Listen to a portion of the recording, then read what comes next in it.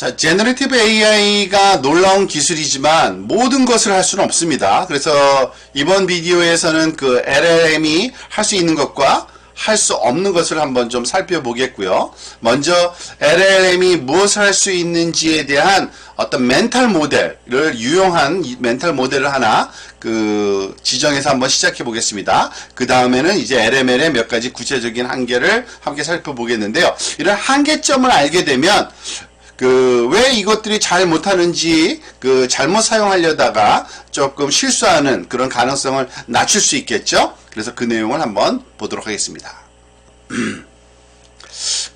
LLM이 프롬프팅 하는 것에 대해서 무엇을 할 수 있는지를 알아보려는 분들에게 한 가지 아주 중요한 질문이 있습니다. 뭐냐면 아주 유용한 멘탈 프레임워크를 우리가 사용할 수가 있는데요.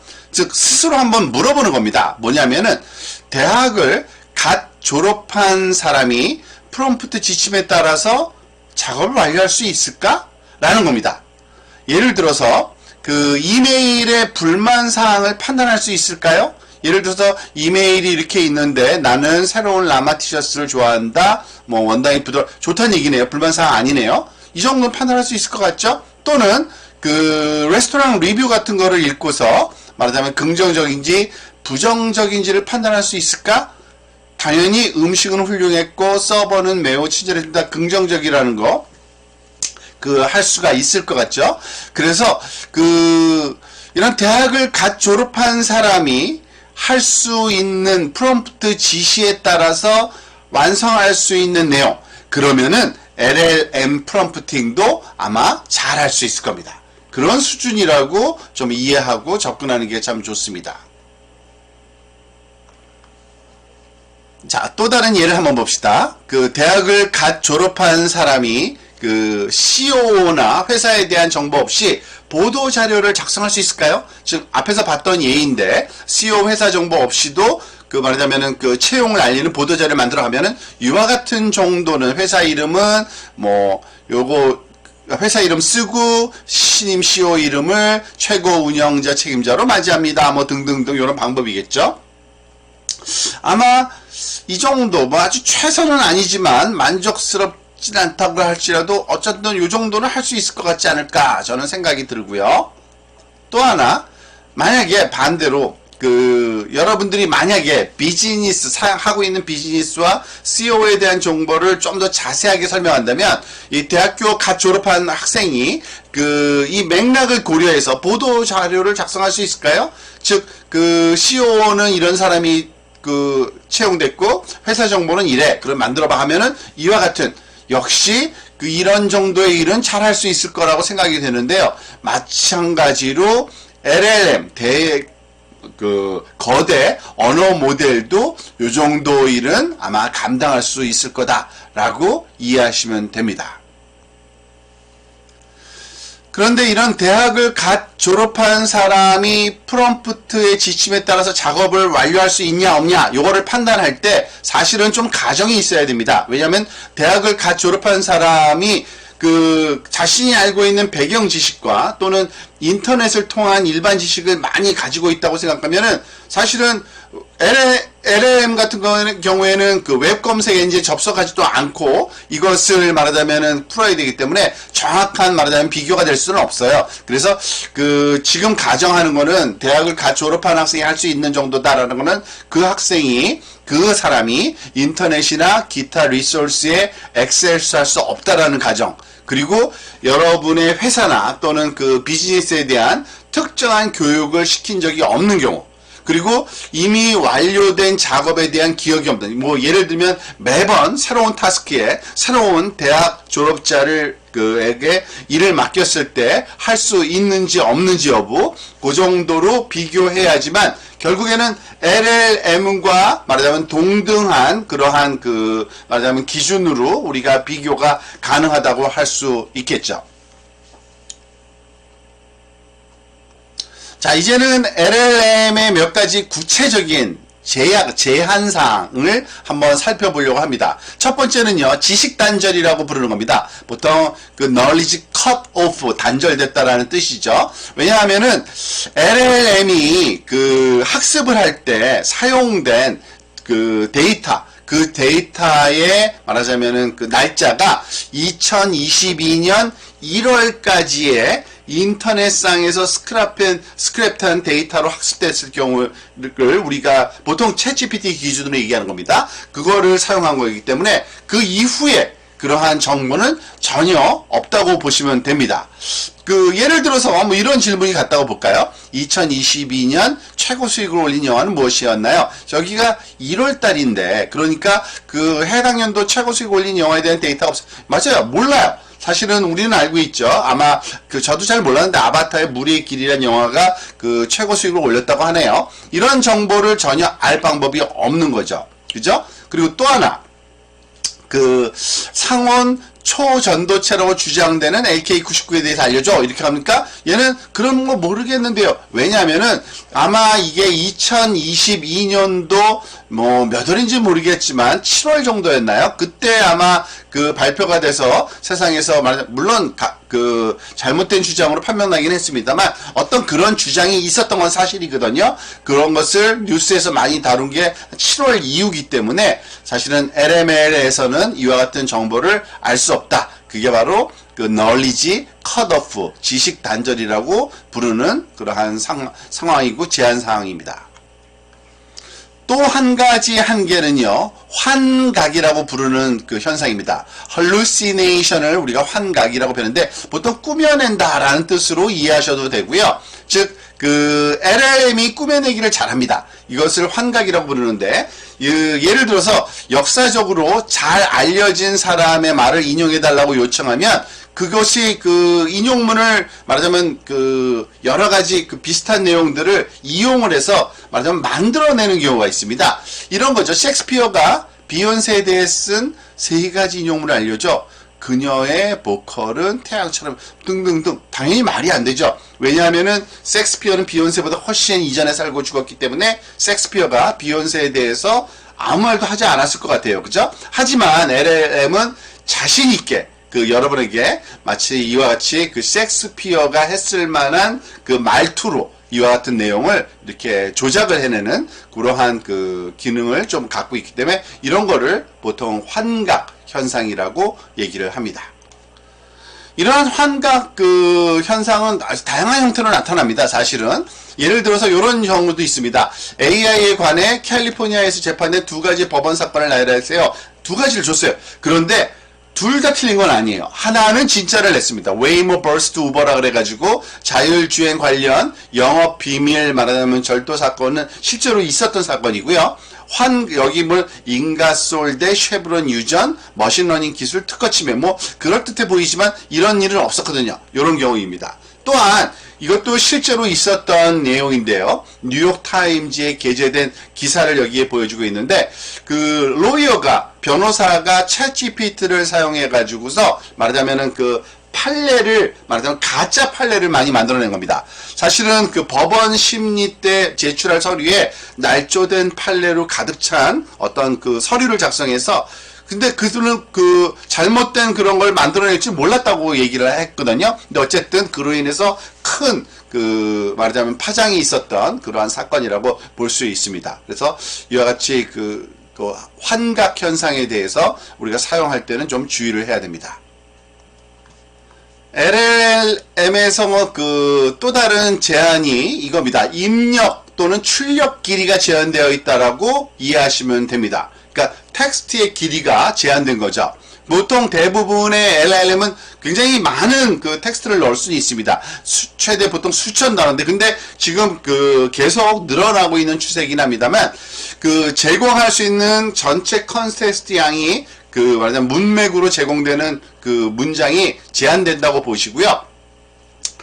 뭐 어떤 경우에는 뭐 좀 길기도 합니다. 뭐 굉장히 긴 거는 뭐 10만 단어까지도 넣을 수 있는 경우도 있는데요. 이때 그 제한되는 그 텍스트의 길이, 여기서 텍스트 길이는 입력 플러스 출력입니다. 입력의 길이만도 아니고 출력의 길이만도 아니고 어쨌든 그 합한 길이가 그 정도 제한을 받는다라고 이해하시고 사용을 해야 되고요. 그래서 만약에 그 제한이 있다 그러면은 뭐 이런 방법을 써도 되죠. 예를 들어서 5페이지의 논문인데 2페이지, 1페이지를 각각 따로따로 입력해서 요약을 받아내고 그 내용을 합해서 다시 말하자면 요약을 한다든지 이런 방식으로 간단하게 우리가 해결할 수도 있기는 합니다. 그런데 우리가 여기서 주의할 거는 거기 입력과 출력 크기니까 말하자면 입력이 많이 들어가면 출력이 나올 수 있는 한계가 굉장히 짧아지고 만약에 입력이 짧으면 출력으로 쓸 수 있는 그 여분이 그 제한이 굉장히 좀 루즈해서 많이 쓸 수 있다라고 이해하시고 활용하시면 되겠습니다. 하지만 그 크거나 작거나 주어진 그 LLM 시스템에서는 제한된 크기를 가질 수밖에 없다라는 걸 이해하고 사용하셔야겠죠. 그 마지막 제한으로서 그 생성형 AI의 한계는 보통 이렇게 보통 구조화됐다는 것은 표 형태로, 테이블 형태로 제공되는 데이터, 보통 엑셀 파일이나 구글 스프레드시트나 이런 데이터들을 말하는 건데요. 이런 그 데이터들을 가지고서 분석을 말하자면 요구하는 거는 그다지 쉽지 않습니다. 예를 들어서 LLM에다가 홈 프라이스를 사이즈 대 프라이스를 이렇게 가르쳐주고 내 집이 뭐 1000 스퀘어 피트인데 얼마일까 물어본다든지 이런 것들은 보통 슈퍼바이즈드 러닝이라는 또 다른 그 기계학습 방법으로 학습해야지만 가능한 거지 LLM이 이것을 자동적으로 분석해내는 데는 조금 한계가 있다라고 보시면 됩니다.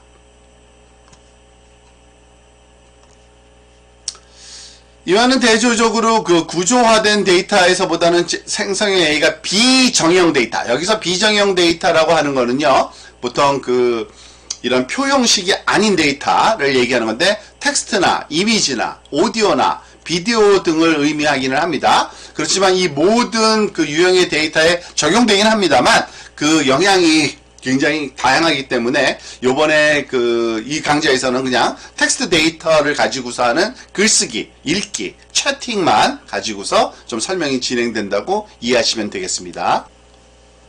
자, 마지막으로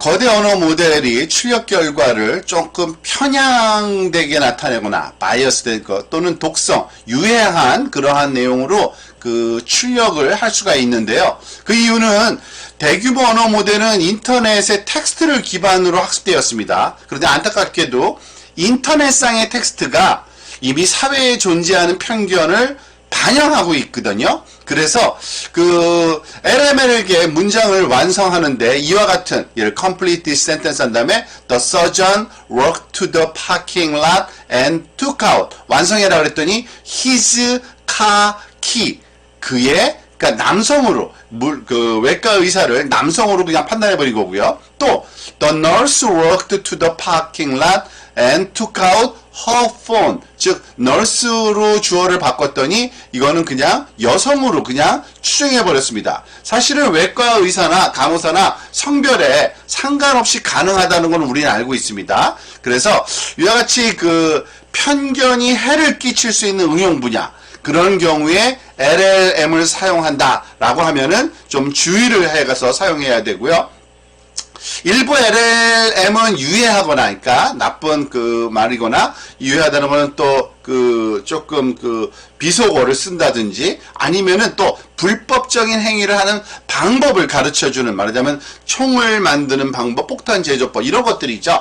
이런 것들을 말하자면 출력으로 낼 수 있는 그런 경우도 있는데, 사실은 이런 것들은 주로 주요 대형 언어 모델 제공 업체들이 모델의 안정성을 위해서 많은 노력을 기울이고 있어서 점점점 만약에 여러분들이 LLM을 웹 인터페이스로 사용한다 하면은 이거는 점점 시간이 지날수록 이런 유해한 음성 출력이 거의 안 나오는 그러한 방법으로 개선되고 스스로 있다고 생각하시고 활용해도 되겠습니다. 자, 거대 언어 모델을 그 프롬프팅, 즉 지침을 내리는데 몇 가지 팁을 이제 공유 한번 해보도록 하겠습니다. 당연히 그 웹 사용자 인터페이스를 사용하는 경우에는 즉시 유용하게 쓸모가 있겠죠. 세 가지 주요 팁을 한번 살펴보도록 하겠습니다. 자, 첫 번째는요, 자세하고 구체적이어야 한다는 겁니다. 그리고 두 번째는 모델이 답변을 깊이 생각하도록 안내해야 되고요. 세 번째는 실험과 반복을 통해서 개선해 나가라 라고 이해하시면 되겠습니다. 자, 먼저 자세하고 구체적으로 작성하라 이런 건데요. 예를 들어서 fresh college grad, 그러니까 방금 대학을 졸업한 학생을 비유하자면 충분한 어떤 배경 지식, 정보를 가지고 있는지 확인하지 않으면은 말하자면 그거를 만들 수가 없겠죠. 예를 들어서 요런 생각을 한번 해볼까요?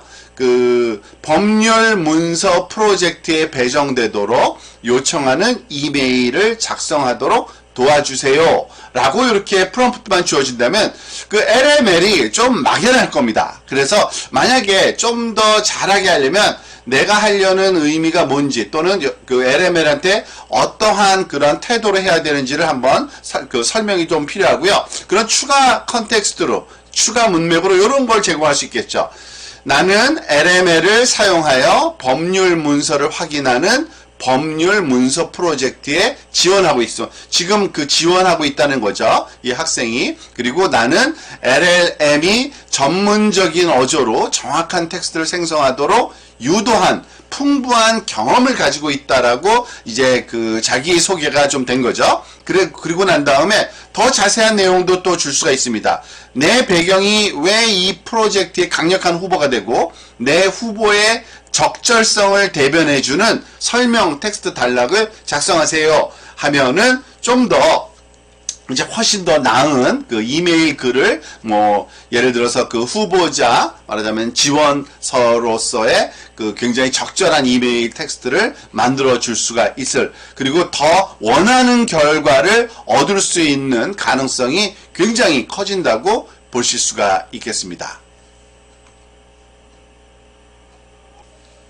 자, 두 번째 팁은 모델이 답변을 생각하도록 안내하는 방법이 또 있습니다. 그 얘기는 뭐냐면 이런 예를 한번 들어볼까요? 새로운 고양이 장난감에 대한 5가지 이름을 생각해 보세요 한 다음에 그냥 답을 내면은 별로 이렇게 아주 그러니까 아주 완성도 높은 이름이 안 나올 수가 있어요. 그래서 1단계로는 고양이와 관련된 죄송합니다. 재미있고 즐거운 단어 5개를 생각해 보세요. 2단계에는 각 단어에 대해 운율이 맞는 장난감 이름을 생각해 보세요. 그리고 3단계는 각 장난감 이름에 재미있고 관련성이 높은 이모티콘을 추가하세요 라고 우리가 프롬프트 지시를 내리게 되면 지금 여기 아래쪽에 설명 보여진 것처럼 첫 번째 단계에서는 요런 5개를 만들어낼 거고, 두 번째 단계에서는 운율까지 높여서 만들 거고, 세 번째 단계에서는 운율에 맞는 이런 관련성이 높은 재미있는 이모티콘까지 추가해서 만들 수 있기 때문에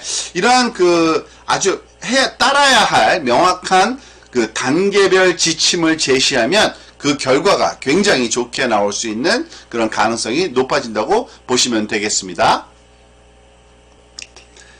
마지막으로는 실험과 반복인데요. 아마 여러분들의 소셜미디어 또는 유튜브를 통해서 누구나 알아야 할 20가지 프롬프트 또는 커리어 성장에 도움이 되는 17가지 프롬프트 이런 내용들의 메시지를 본 적이 있을 겁니다. 사실 그런데 모든 사람을 위한 완벽한 프롬프트는 없어요. 그래서 대신에 결과를 생성해 줄 프롬프트를 작성할 수 있는 프로세스, 과정을 마련하는 것이 훨씬 더 중요합니다.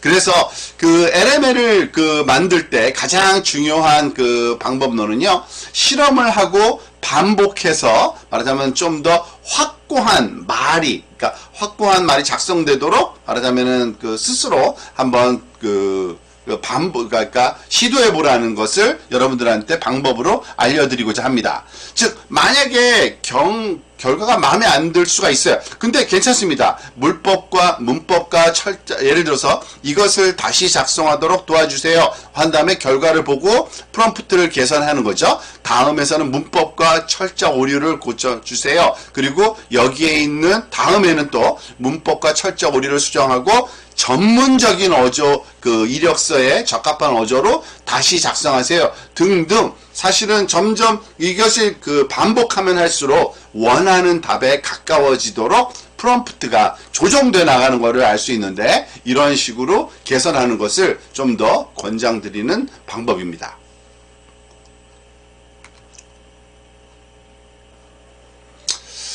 그래서 프롬프트를 처리하는, 프로세싱하는 과정을 보면 이렇습니다.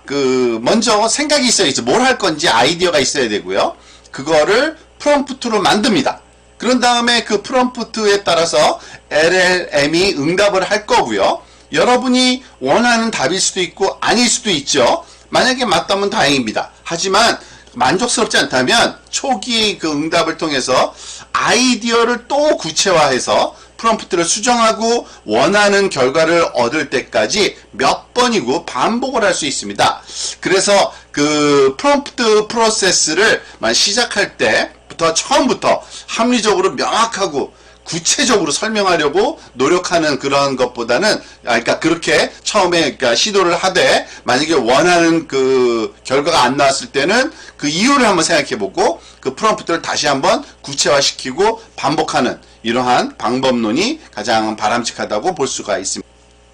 그리고 팁을 드리면, 초기 처음 시작할 때 프롬프트를 너무 심각하게 지나치게 생각할 필요는 없고요. 일단은 시도를 해보는 게 중요합니다. 그리고 그 결과를 보고서 내가 무엇이 잘못됐는지를 역으로 확인할 수가 있죠. 그래서 내 생각을 구체화시키는 그러한 방법으로 반복해서 개선하는 것이 훨씬 더 좋은 방법이라고 할 수 있고요. 또한 주의사항도 있습니다. 사실은 기밀 정보가 중요한 정보일 때 이것이 LLM 사이트에서 말하자면은 복사해서 말하자면은 그것을 가지고 있을 수가 있기 때문에, 만약에 여러분들이 데이터를 컨텍스트, 그러니까 프롬프트 문장을 넣을 때 복사해서 말하자면 붙여넣기를 많이 할 경우가 있는데, 이 정보가 그러니까 외부에 노출해도 되는지 안 되는지 아마 확인해서 해봐야 될 거고요. LML의 결과가 헐루시네이션인지 아닌지, 그리고 지식 단절에 영향을 받은지 아닌지를 신뢰할 수 있는지를 즉 확인을 해고서 우리가 사용해야지만 보다 안전한 LLM 사용 방법이라고 보실 수가 있겠습니다. 자, 여기까지가 이번 주에 우리가 공부해 볼 내용의 전부였는데요. 이제 LLM을 사용하는 프롬프트 작성 방법까지도 알았으니까, 가능하면은 대형 언어 모델 제공업체 웹사이트, 챗GPT라든지 빙챗이라든지 또는 바드라는 곳에 직접 방문해 가지고 지금 배워본 아이디어들 한번 실험을 꼭 하셔서 경험을 해보시기 바랍니다.